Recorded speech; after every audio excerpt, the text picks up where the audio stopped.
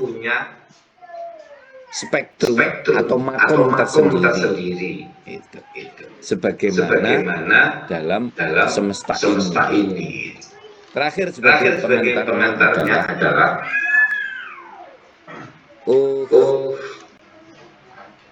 Rainbow itu hanya film fiksi. Begitu juga yang namanya Superman. Itu malah tidak ada di realita. Superman itu tidak ada di realita. Dia hanya film fiksi. Jadi Superman itu tidak ada di realita. Itu ada hanya di film fiksi. Apa artinya? Yang namanya manusia meski dia diciptakan dalam laqad khalaqnal insana fi ahsani taqwim, diciptakan Allah yang paling sempurna dalam penciptaannya, tetapi pun dia manusia adalah manusia yang basyariah yang penuh dengan kemanusiaan yang memiliki plus dan minus. Begitulah adanya di semesta ini. Tidak ada orang yang tidak memiliki kekurangan dan tidak ada orang yang tidak punya potensi. Maka pada kesempatan ini ayo melihat potensinya, jangan defisitnya. Dari sanalah insya Allah keberagaman itu menjadi sebuah rahmat. Itu sekilas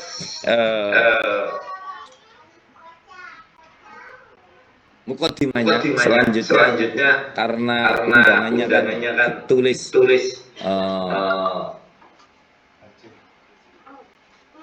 ada soundsafe. Dulu ada soundsafe. Nah itu ada kan undangannya kan ngeri kan di daftar undangan itu tadi saya lihat kan apa namanya susunan agenda kegiatan pendidikan bagi guru. 1 Juli Day One itu kan jamnya 14 inklusivitas pendidikan tantangan dan peluang oleh Gus Dr.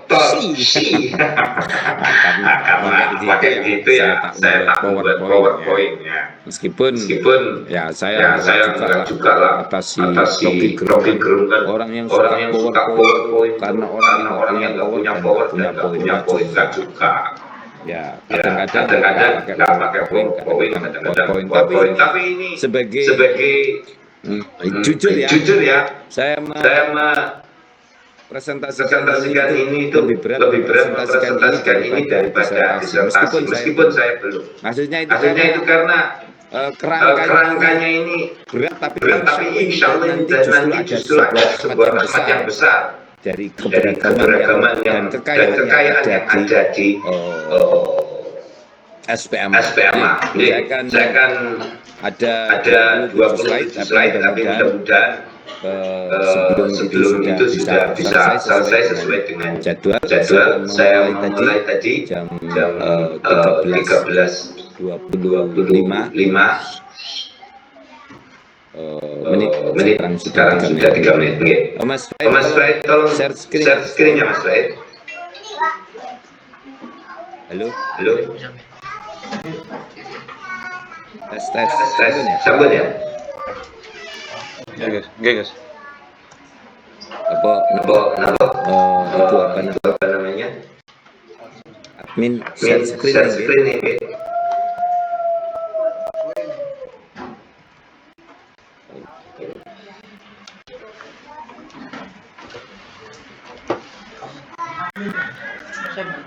Kamu bisa dibahas ya, Nggih? Halo tes. Tes. Halo. Nggih, sampun Gus. Oke. Nggih, maksudnya supaya saya nggak bicara sendiri, oke. Jadi sesuai dengan judul yang diamanatkan oleh panitia kami, jadi inklusivitas pendidikan antara tantangan dan peluang. Membangun pendidikan untuk semua dalam perspektif Islam. Hilang. Ya, dalam dalam perspektif perspektif Islam, sistem sistem pendidikan nasional, ilmu pengetahuan modern dan studi kasus SPMA, makalah karya nasional, guru pada hari ini Rabu 1 Juli 2026 oleh saya mahasiswa program Doktor Pendidikan Inklusi Universitas Negeri Surabaya. Siap izin ke? Mana suaranya? Siap izin ke? Ah, Niki screennya Ical. oh gitu. Oke. Sebentar ya. Siap.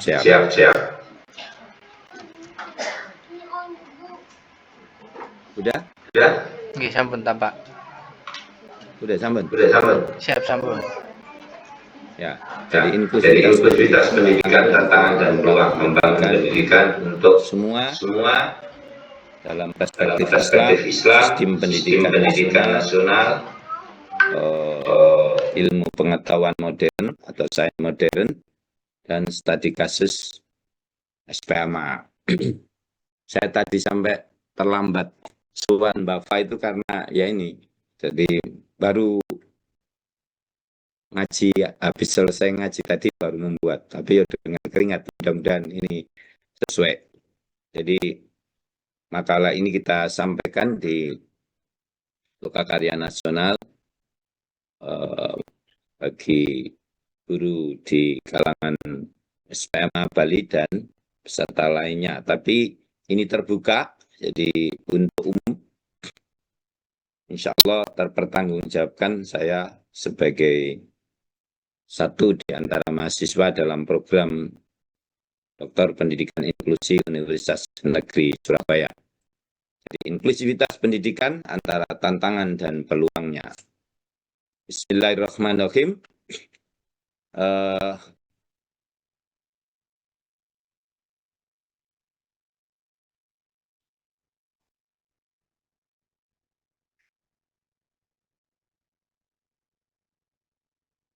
Perubahan dunia yang berlangsung cepat membawa konsekuensi besar bagi pendidikan, mulai dari kemajuan digital, AI atau Artificial Intelligence, yang semuanya itu semakin beragamnya karakteristik peserta didik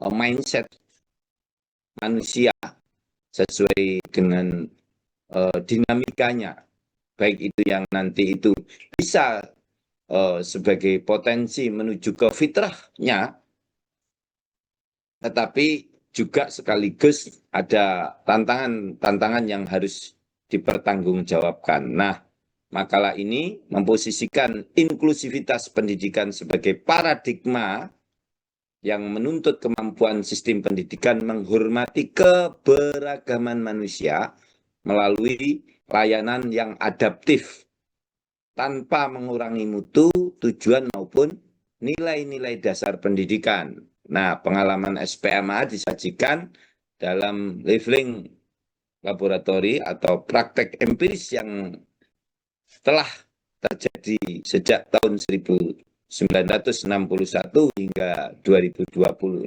ini. Itulah jadi kenapa bahan kajian ini disampaikan.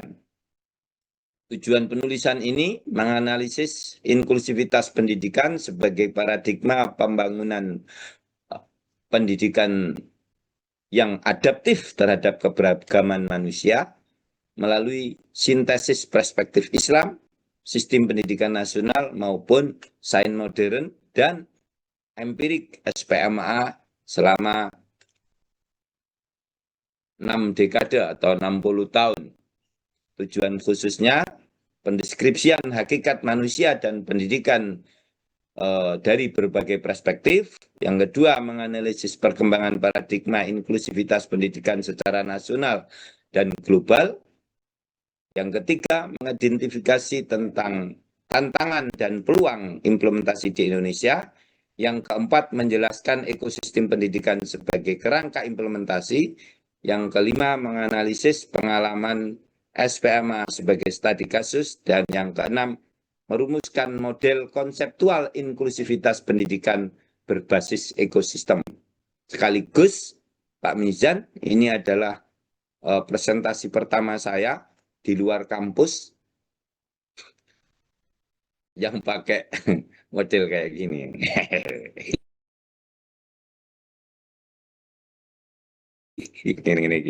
Alhamdulillah. Manfaat penulisan adalah bagi guru perspektif baru memahami keberagaman peserta didik agar pembelajaran lebih adaptif.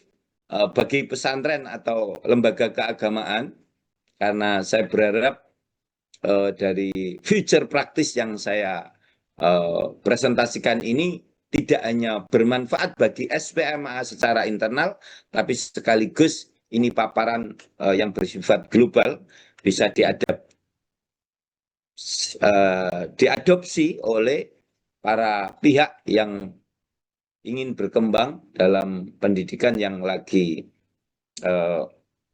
berjalan sekitar 10 tahun di dunia. Dan di Indonesia, kalau yang dalam level UDL itu, menurut dosen kami, saya juga belum menguasai, katanya di Indonesia belum ada. Jadi manfaat penulisan ini bagi guru, baik itu guru SPMA sendiri maupun guru luar, terus bagi lembaga juga, terus bagi kepala sekolah maupun pengelola bimbel atau pendidikan lainnya atau keluarga sebagai basis ya. Terus juga bagi para pembuat kebijakan, bila di antara yang hadir atau peserta ini ada yang di pemerintah atau pengambil kebijakan lainnya. Selanjutnya, metode penulisan ini adalah pendekatan kualitatif dengan metode studi kepustakaan atau library research yang diperkaya melalui refleksi refleksi kritis terhadap pengalaman empirik yang dilakukan oleh SPMA. Sumber datanya Al-Quran dan Hadis. Yang kedua, peraturan perundang-undangan Sisdiknas. Yang ketiga, dokumen UNESCO, OECD, dan UNICEF. Yang keempat, riset nasional maupun internasional. Dan yang terakhir, pengalaman mandiri di SPMA sejak jam 1. Sistematika dari nama adalah bab 1 undang-undang. Yang kedua, landasan filosofis dan jam seksual. Bab 3, tantangan dan peluang. Yang keempat, ekosistem pendidikan. Yang bab 5, studi kasus SPMA. Bab 6, 7, konseptual dan penutup. Ya, model konseptual yang kami paparkan ini. Itu diantara sistematika dari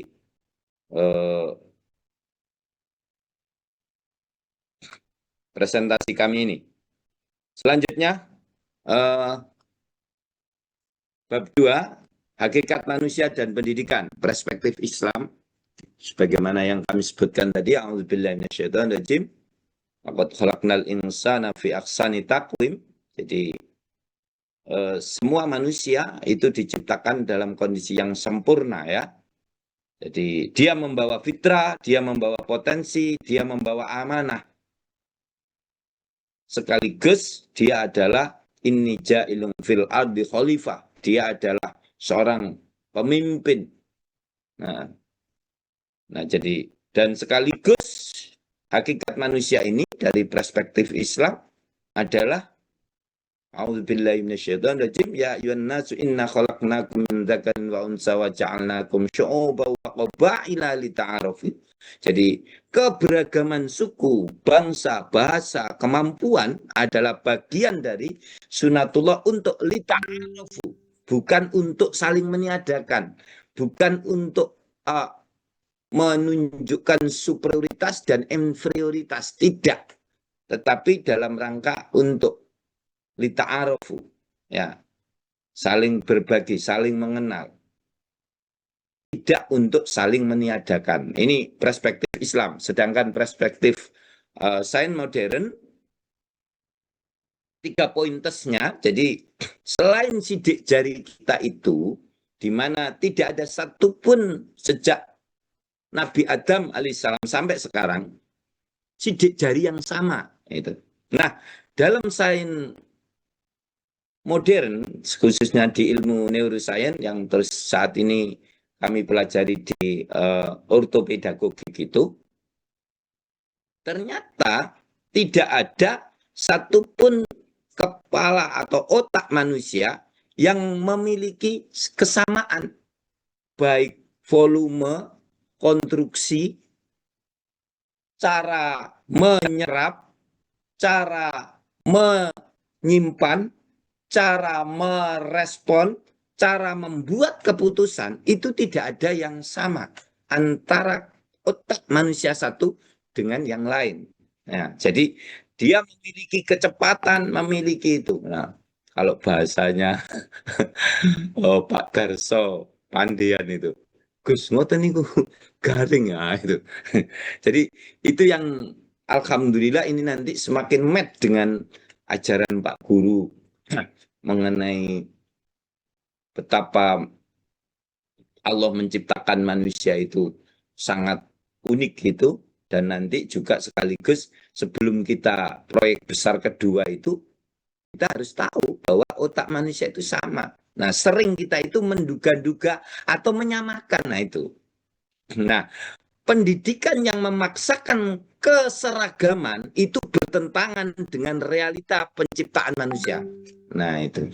Jadi itu yang harus dipahami oleh semuanya. Jadi manusia bukanlah objek yang dipaksa menyesuaikan dengan sistem yang sudah dibuat oleh manusia secara saklek di subsistem tertentu, melainkan subjek yang harus dilayani dan sistem pendidikan yang adaptif terhadap keberagaman karakteristik itu. Nah, inilah diantara nanti starting point kita masuk mengenai inklusi itu.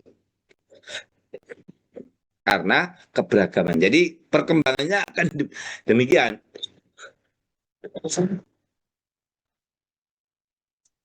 Jadi perkembangan dari konsep inklusivitas pendidikan itu berkembang melalui perjalanan panjang dari eksklusivitas menuju paradigma yang sepenuhnya menghargai keberagaman manusia. Jadi eksklusif itu tidak ada akses bagi banyak orang. Artinya itu akses itu ya sangat spesifik satuan orang itu buat itu. Jadi nih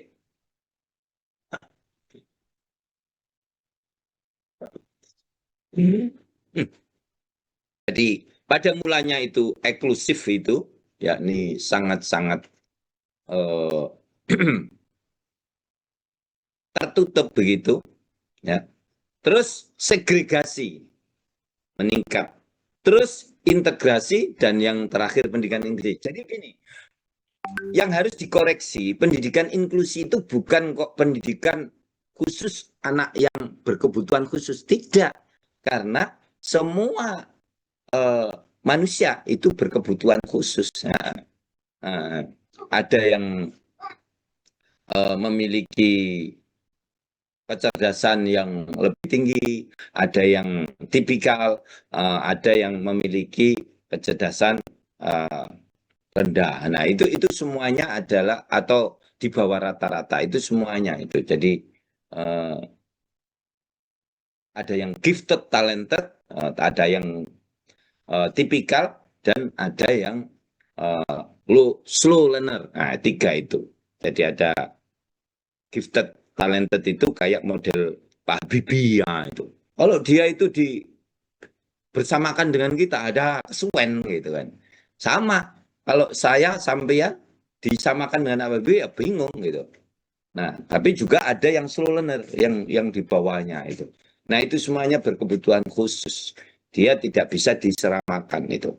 Nah, jadi pendidikan inklusi adalah sebuah pendidikan universal yang dia menerima semua keberagaman peserta didik, itu pendidikan inklusi. Yang kedua, syarat yang kedua pendidikan inklusi adalah di dalamnya tentu pasti ada anak yang berkebutuhan khusus. Yang ketiga, non-segregasi. Artinya, dalam sebuah pendidikan inklusi itu tidak boleh, oh ini anak yang oh, memiliki keterbelakangan kaki ditaruh pojok sana. Nah, nggak boleh kayak gitu. Ya pasti podo gitu. Nah, harus podo itu. Jadi maka di pendidikan inklusi itu tidak sekedar equality, tetapi equity. Kalau equality itu kesetaraan, tapi kalau equity itu keadilan. Ya. Bagaimana keadilan? Jadi antara yang kaki panjang sama kaki pendek. Nah maka dalam sebuah pendidikan inklusi itu lembaga pendidikan harus memberikan fasilitas bagaimana yang kaki pendek itu memiliki akses sehingga dia memiliki akses yang sama dalam menyerap itu. Nah itu namanya non segregasi. Jadi tidak dibeda-bedakan ya. Jadi itu yang ketiga integrasi. Jadi itu tidak merupakan pendidikan yang terpisah tetapi terintegral. Yang terakhir adalah non diskriminasi itu. Jadi itu pendidikan inklusif. Jadi istilah inklusivitas pendidikan memperluas makna pendidikan inklusif tidak hanya berbicara mengenai sekolah, tetapi menyangkut keluarga, pesantren, masyarakat, pemerintah, dunia usaha, teknologi, dan seluruh unsur ekosistem pendidikan sepanjang hayat. Dan alhamdulillah dengan risetnya Gus Glory mengenai SPMA yang memiliki uh, long life education, long life learning ini dari buayan ibu sampai ke liang lahat dari desertingnya Gus Glory, SPMA memiliki itu gitu. Jadi ini ya perkembangan mengenai paradigma inklusivitas. Jadi pendidikan inklusi adalah pendidikan yang menerima segenap keberagaman peserta didik itu yang di dalamnya, yang kedua ada yang berkebutuhan khusus tentunya, yang ketiga non segregasi tidak di sub-subkan gitu, yang keempat yang keempat integrasi ini tapi merupakan satu sih, yang terakhir non diskriminasi tidak boleh ada diskriminasi itu diantaranya. Nah, perspektif Islam mengenai keberagaman di surat Al-Hujurat yang tadi sudah kita kaji bersama, yakni li ta'arofu itu, jadi min dzakarin wa unsa wa ja'alnakum syu'uban wa qabaila li ta'arofu itu, begitu juga la yukallifullahu nafsan illa wus'aha, Allah tidak membebani dari setiap kita ini atas sesuai kemampuan. Nah, keteladanan Rasulullah sendiri menyampaikan dengan bahasa berbeda kepada orang yang berbeda. Jadi memberikan tugas sesuai kemampuan sahabat dan membimbing secara bertahap. Tadarul. Jadi keberhasilan pendidikan tidak hanya ditentukan oleh isi materi, tetapi kemampuan mendidik, memahami kondisi peserta didik. Nah ini perspektif Islam. Jadi kalau tadi adalah perspektif universal, terus sekarang adalah perspektif pendidikan nasional dan ilmu pengetahuan. Landasan mengenai pendidikan inklusi ini, jadi sesuai Diknas nomor 20 tahun 2003 itu, terus dukungan dari sains modern mengenai pengetahuan ini adalah dari tokoh seperti Plaget itu, perkembangan intelektual melalui tahapan yang dipengaruhi kemajuan dan interaksi lingkungan. Terus Vygotsky itu tentang John of proximal development, yakni interaksi sosial mempercepat kemampuan belajar, neuroplasticity, ini khususnya untuk Mas Paryo, bahwa semua kita itu akan terus berkembang itu. Jadi kalau dulu kan hanya kita mengenal apa namanya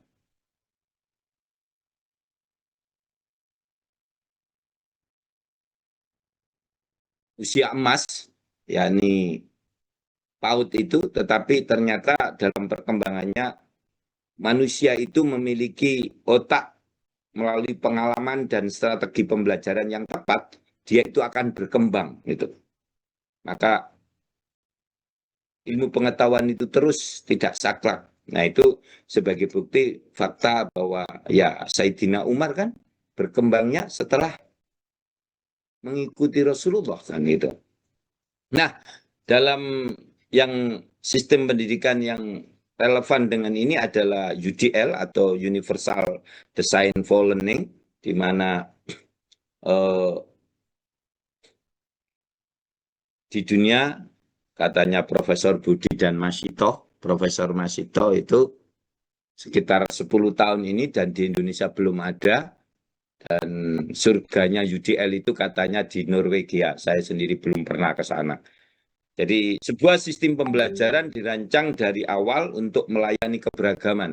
Nah, kemarin ketika Mikafa sebagai studi praktek itu, Bu Asna itu memukau para peserta, 11 peserta program Dr. UNESA itu, pendidikan inklusi itu, sampai insya Allah itu akan ingin kunjung ke Mikafa, peserta didik itu, karena kok sudah menerapkan UDL itu gitu. Nah, saya sendiri pada saat itu ya nggak tahu, Mbak ya tim SPA Mikafa bagaimana kemarin membuat video, karena pada saat pemutarannya itu putus-putus gitu. Nah, ini dulur-dulur mengenai perspektif pendidikan inklusi sebagai rujukannya. Terus dinamika perubahan global abad ke-21 UNESCO WC di perspektif Islam, oke, clear itu.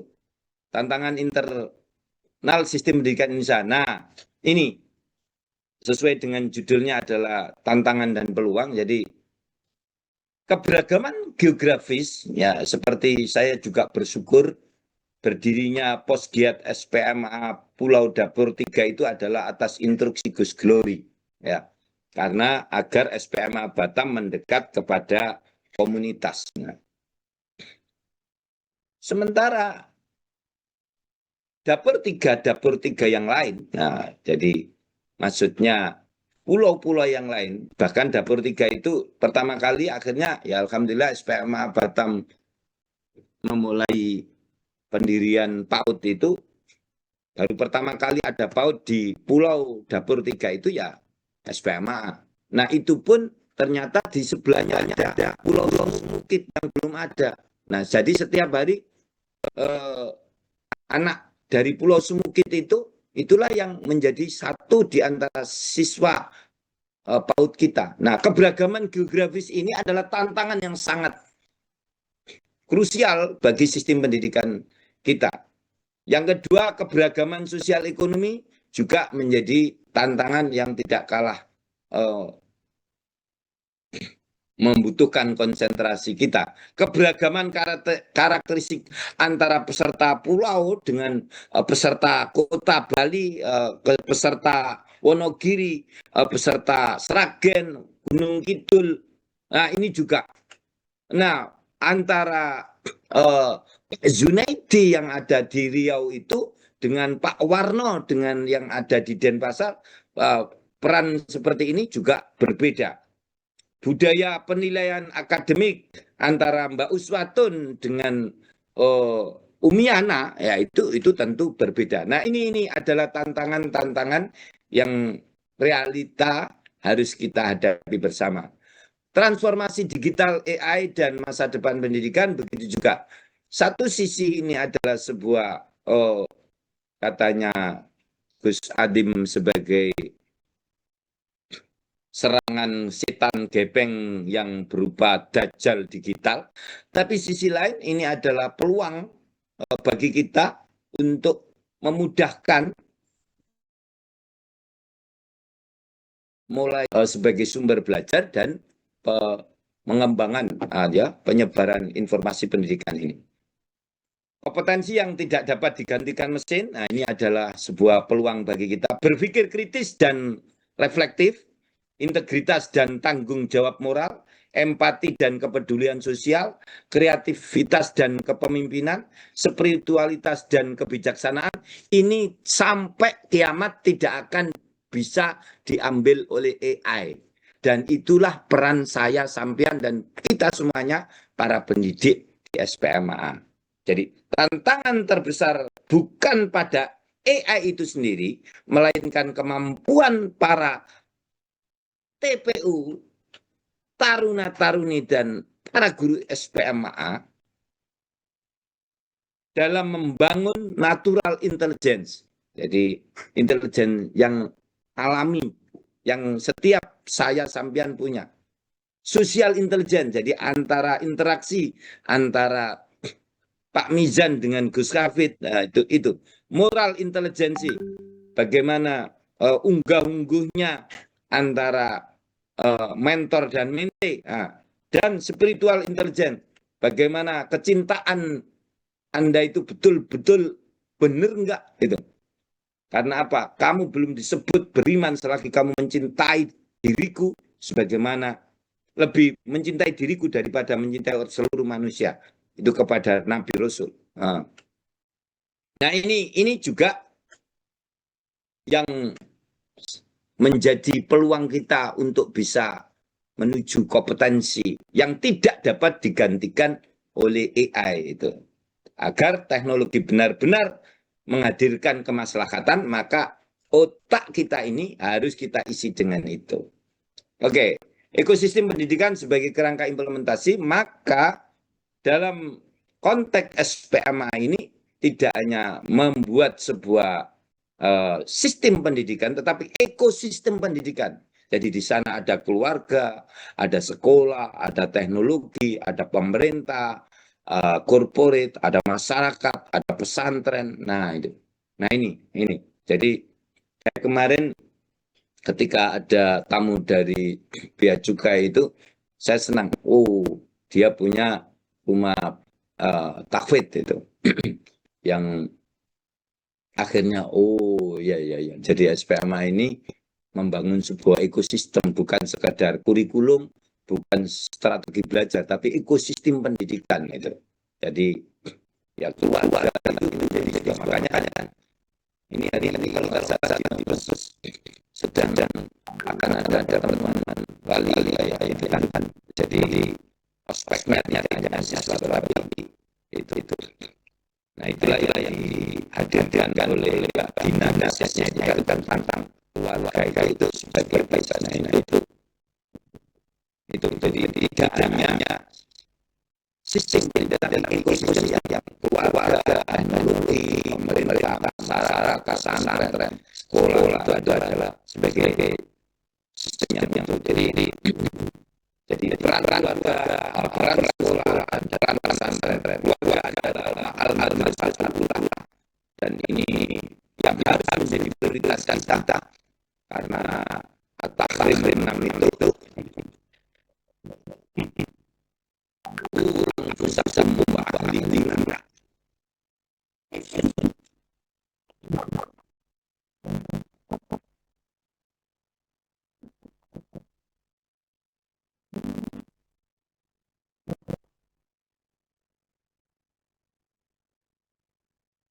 Jadi SPMA kan justru keluarga sebagai sentral dari madrasah atau sistem pendidikan yang sendiri.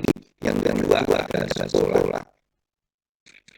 Dan SPMA sekaligus menjadi pesantren yang memiliki sistem 24 jam itu. Nah inilah ekosistem pendidikan SPMA. Jadi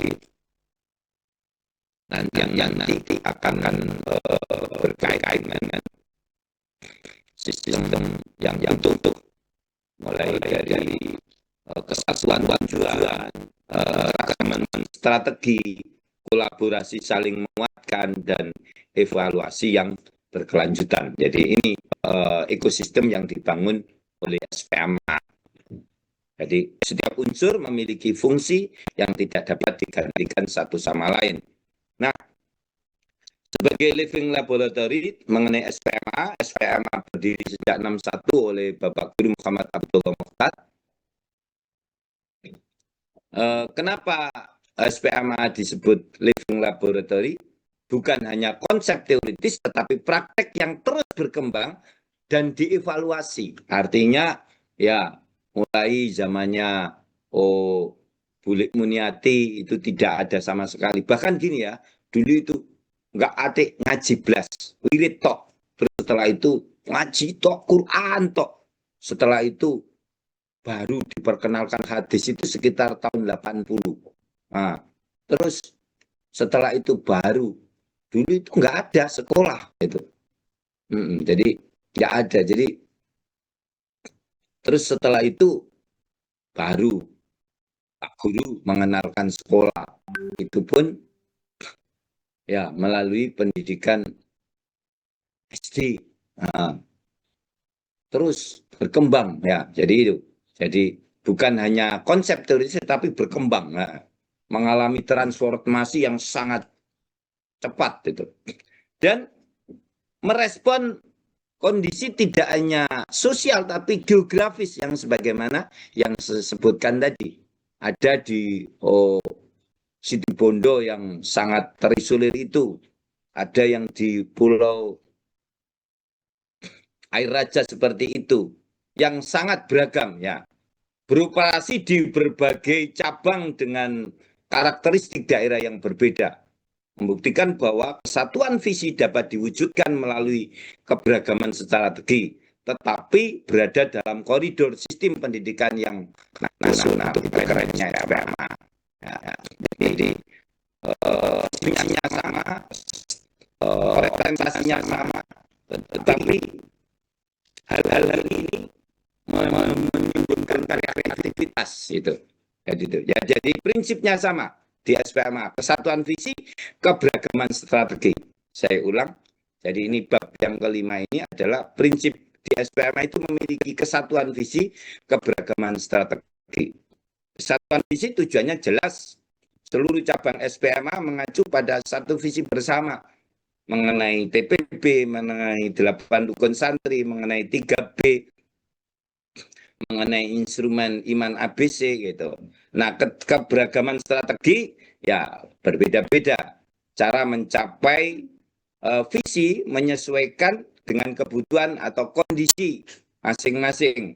Nah, keberagaman strategi bukan ancaman terhadap mutu, melainkan konsekuensi logis dari penghormatan dari keberagaman dan lingkungan SPMA. Itulah inklusivitas SPMA yang keren, pertama dan satu-satunya di Indonesia. Dan itulah yang dicari dan dibutuhkan oleh umat manusia saat ini. Nah, sebagai contoh keberagaman itu, implementasi pendidikan formal, model di pusat, Lamongan menyelenggarakan MI, MTS, MA, sesuai Sisdiknas, sebagai induk dari legalitas cabang-cabang yang mengembangkan layanan pendidikan dengan karakteristik khusus, termasuk pendidikan MAIKA. Nah, sedangkan dari seluruh peserta didik terdaftar secara administratif secara nasional dalam satu itu. Nah, sedangkan di SPMA Denpasar dan Tabanan Bali punya sendiri legalitas kelembagaan, terus juga punya kelembagaan PKBM. Nah, itu membuktikan bahwa kesatuan visi dapat diwujudkan melalui bentuk kelembagaan yang berbeda sesuai kebutuhan daerah. Nah, berbeda lagi dengan yang di Batam, di mana mengimplementasikan MAIKA secara full dikembangkan di Batam, di Riau, Pasuruan, Malang, Trenggalek, Sembalun, Bintan. Ini karena sesuai dengan sumber daya yang ada. Tapi ingat, semuanya menginduk kepada pusat itu. Nah, strategi pembelajaran yang disesuaikan inilah di antara inklusivitas SPMA.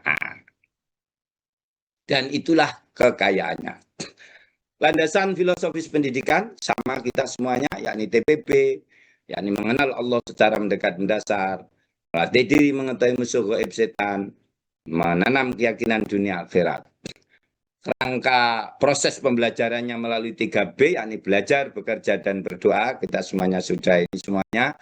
Kerangka pembentukan karakter melalui 8 rukun santri, sholat fardu, berjamaah, sholat malam, sholat duha, kajian tafsir Quran, hadis, pengajian umum, akad Jumat, puasa Senin Kemis, renungan suci. Nah ini, budaya operasional pendidikan, 5 disiplin, disiplin sa'ah, disiplin giat, disiplin alat, disiplin umat, disiplin tempat.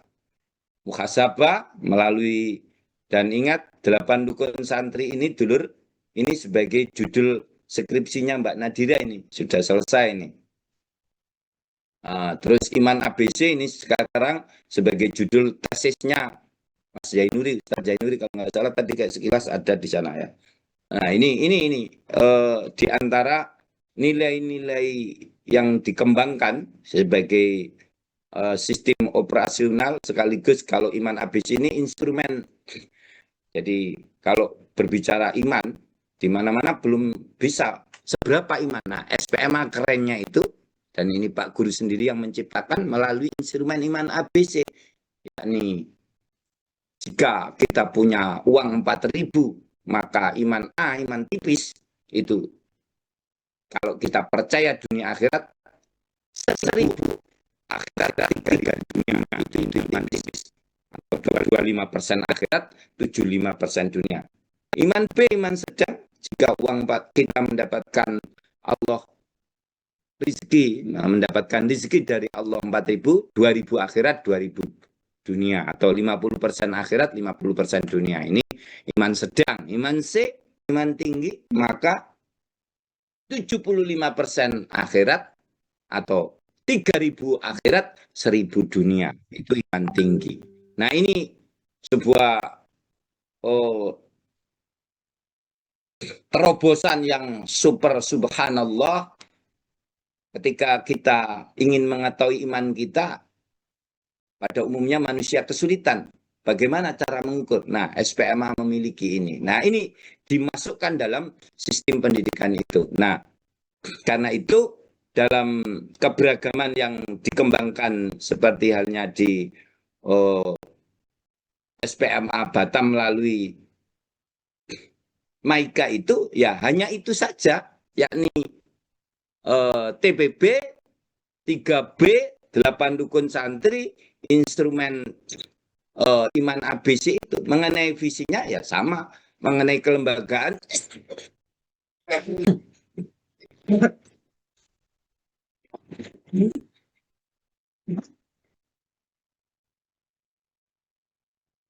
kita mengikut karena ya setiap sumber daya memiliki keterbatasan. Nah, kalau sekarang saya punya sumber daya yang besar, ya bisa saja berkembang nanti seperti Riau, nah, punya MI sendiri. Nah, kalau belum punya, ya yang ada itu, sehingga tidak ada alasan. Dan sekali lagi itu tadi, jadi keberagaman itu adalah sunatullah, dan semuanya tidak ada yang paling baik atau paling jelek, semuanya itu justru saling menguatkan. Okay.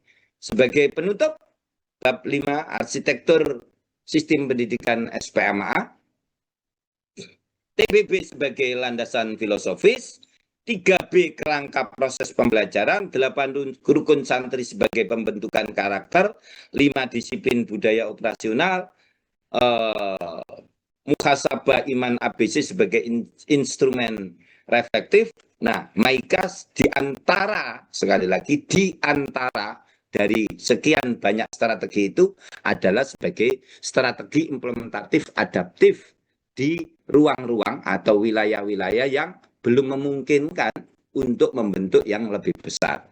Itu sekilasnya dari arsitek sistem pendidikan SPMA. Kesimpulan dan kontribusi dari paparan ini adalah landasan tripartit bahwa perspektif Islam, perspektif sains modern global, dan perspektif Sisdiknas. Ekosistem sebagai kerangka, yakni keluarga, sekolah, pesantren, masyarakat, teknologi. Tidak ada yang dapat berdiri sendiri. Yang terakhir adalah kesatuan visi, keberagaman strategi. Demikian paparan saya mengenai tantangan dan peluang dalam inklusivitas pendidikan di SPMA. Demikian, alhamdulillah, ini Gus Glory. Monggo dikoreksi, dikritisi, ditambahkan, dan disempurnakan. Persis 40 menit. Monggo.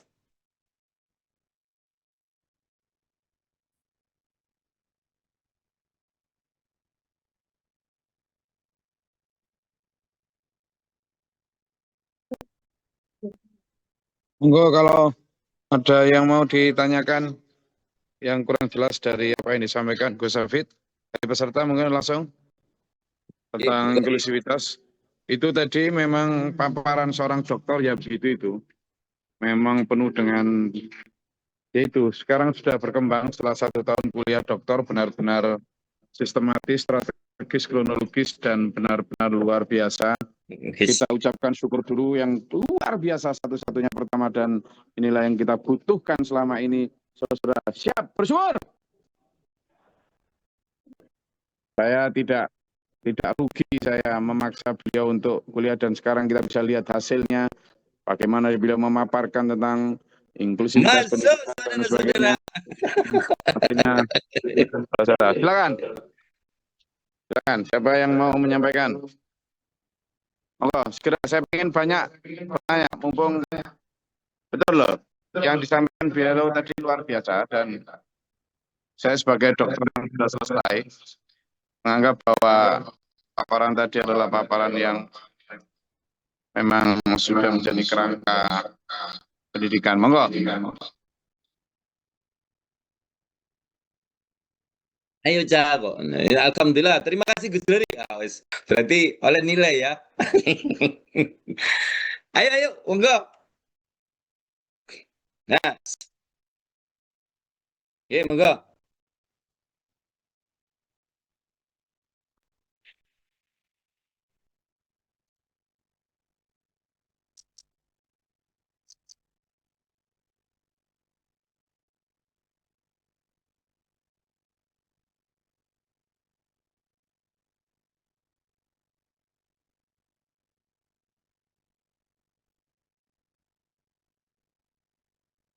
Ya. Ini siapa yang bertanya tadi, siapa?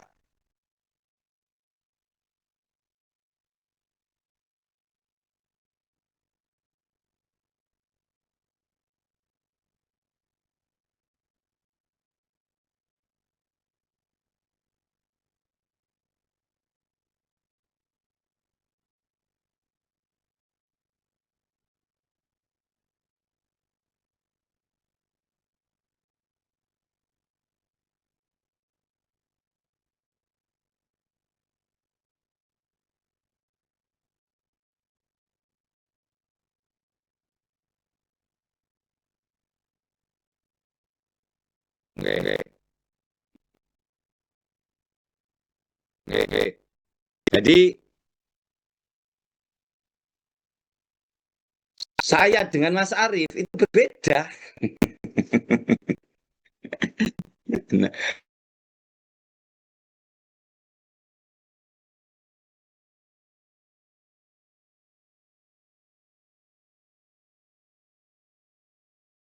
bentuk dalam satu kesatuan ya.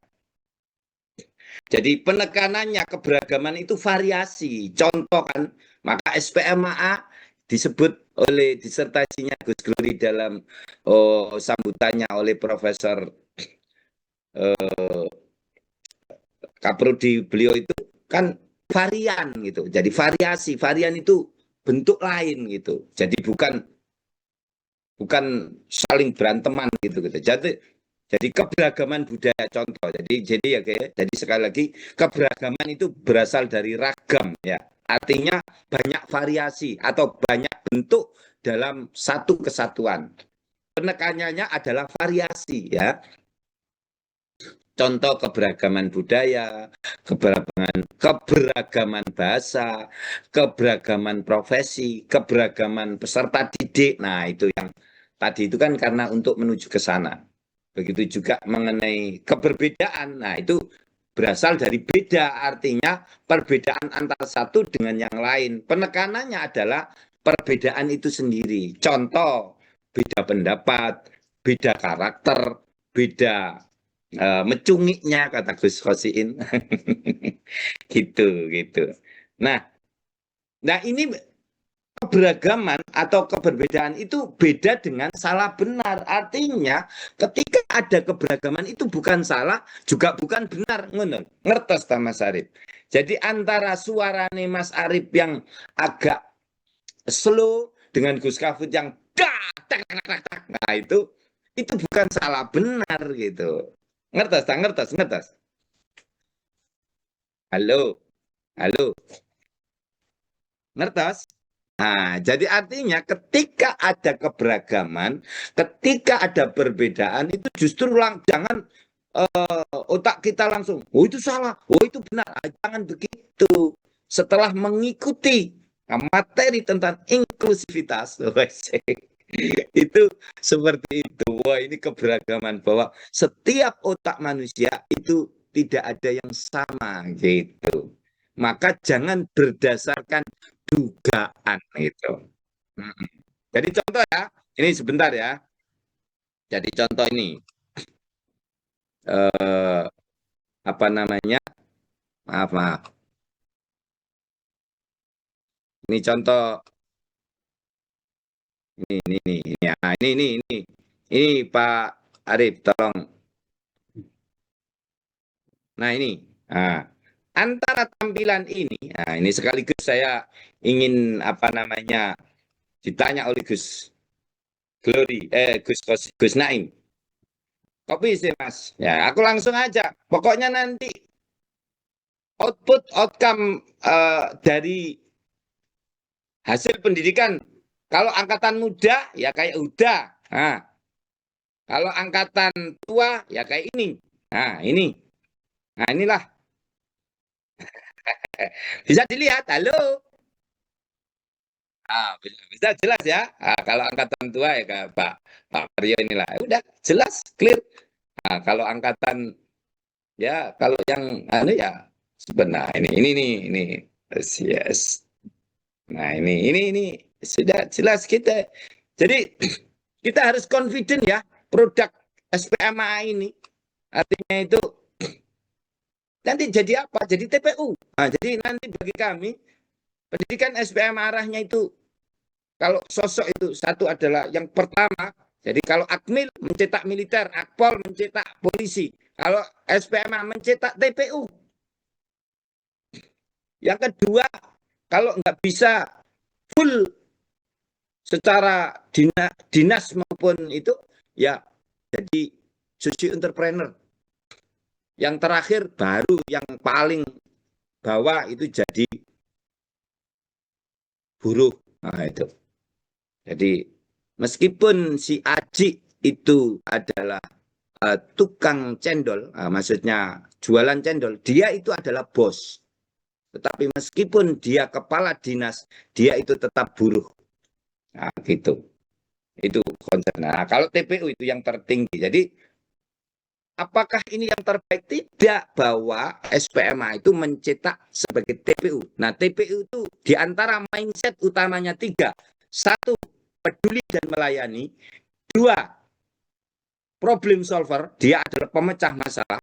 Yang ketiga, seorang kolaborator. Atau bahasanya Gus Naim, seorang konektor. Wes, kemarin ada seorang CEO dari Australia. Saya paparkan ini. Gus, itu tidak hanya baik untuk pendidikan, Gus. Itu untuk bisnis dan industri bagus. Maaf, Gus, kalau boleh ini saya adopsi, saya akan tempel di perusahaan saya. Nah, itu jadi mindset TPU itu tuh. Ada satu, peduli dan melayani, yang itu bersumber dari Pak Guru yang mengikuti Rasulullah, yakni Raufur Rahim itu, atau altruisme itu. Ya. Yang kedua adalah seorang problem solver. Dia hadir pasti memberikan solusi, pemecah masalah. Nggak ada, tidak tahu, tidak bisa. Yang ketiga adalah seorang kolaborator. Dia implementator dalam ukhuwah Islamiyah, ukhuwah Watoniyah, ukhuwah Basyariyah. Bisa bekerja sama dengan membangun jaringan persaudaraan umat Islam, membangun persaudaraan sesama Watoniyah, yakni NKRI, membangun peradaban bahwa perdamaian dunia harus ditegakkan untuk seluruh umat manusia. Wa ma arsalnaka illa rahmatan, wa ma arsalnaka illa rahmatan lil alamin. Ya, itu arahnya SPMA. Nah, seperti itu ketika jadi TPU ya ada yang seperti Pak Mizan, ada yang seperti Ustadz Zainuri. Ya, itulah di antara keberagaman dan keberbedaan. Ada yang model ya seperti apa namanya, utusan Gus Glory yang sedang berbicara ini. Ada yang seperti Gus Arbi, ada yang seperti Gus Kosi. Nah, itu di antara keberagaman dan keberbedaan itu masalah. Nah, itu begitu. Sampun bisa dipahami, Pak Arif? Luar biasa. Luar biasa. Saya benar-benar merasa terancam. Terancam keintelektualitasan saya ini. Jadi kalau dulu Safit itu hanya bicara berdasarkan narasi imajinasi, tapi sekarang ini sudah berdasarkan narasi literasi. Dan ini saya baru presisi itu kandidat ya. Jadi baru kandidat aja udah kayak gini, ini saya kayaknya harus stop kuliah, Gus. Saya harus berhenti kuliah, karena kalau nanti benar-benar jadi dokter, orang akan berpikir kalau Gus Hafid lebih intelek dari Gus Glory, itu bahaya. Itu bahaya. Dan itu tidak boleh terjadi. Tapi ini benar kalau ini sebuah paper, saya akan ngasih nilai. No, dibayar piro no? Wis nilai A+. Iya, minimal ini nanti meskipun hadir itu tiket PP bisa dikirim nanti ini. Siapa lagi yang mau menyampaikan pertanyaannya, silakan. Monggo, silakan. Ya.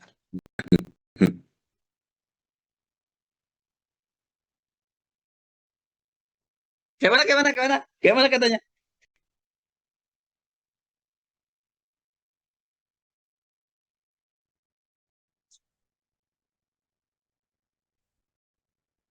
Ah, silakan.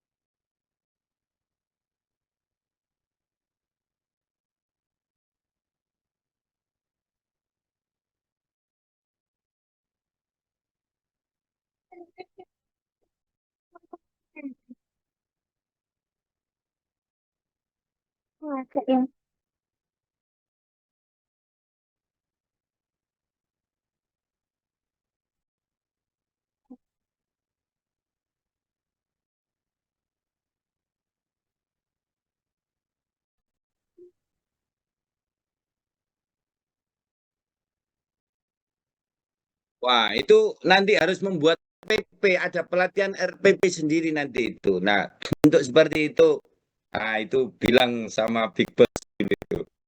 Mengundang. Jadi gini, jadi sebuah ekosistem. Nah, itulah kerennya SPMA itu. Jadi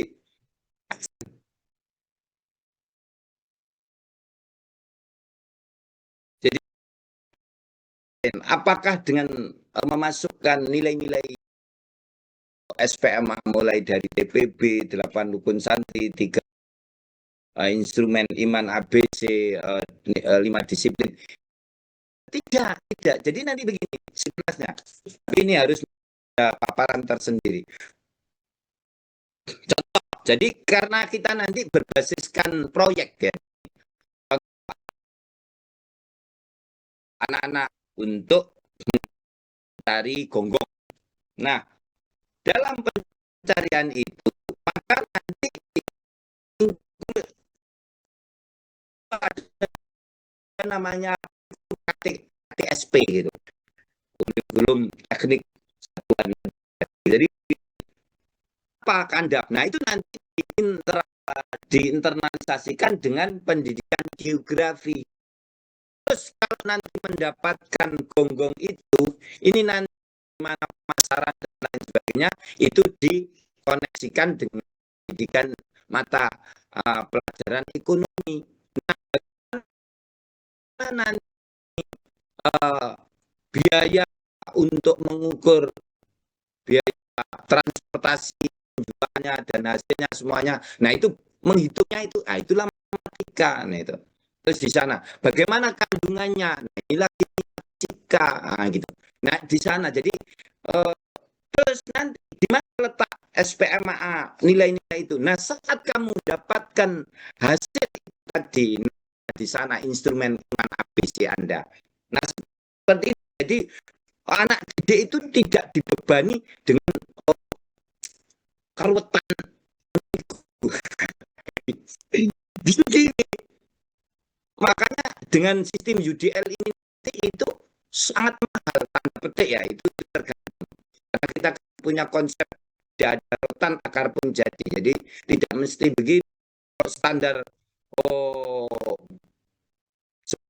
Sekarang kita dituntut itu ada namanya teknologi asistif namanya. Teknologi asistif itu adalah teknologi yang memungkinkan peserta didik dari keberagaman itu memiliki akses yang sama untuk mendapatkan materi sesuai dengan tujuan satuan materi pelajaran itu. Jika dia kesulitan menggunakan matanya, maka disediakan teknologi yang bisa mengakses itu dengan pendengaran. Oke, kembali ke topik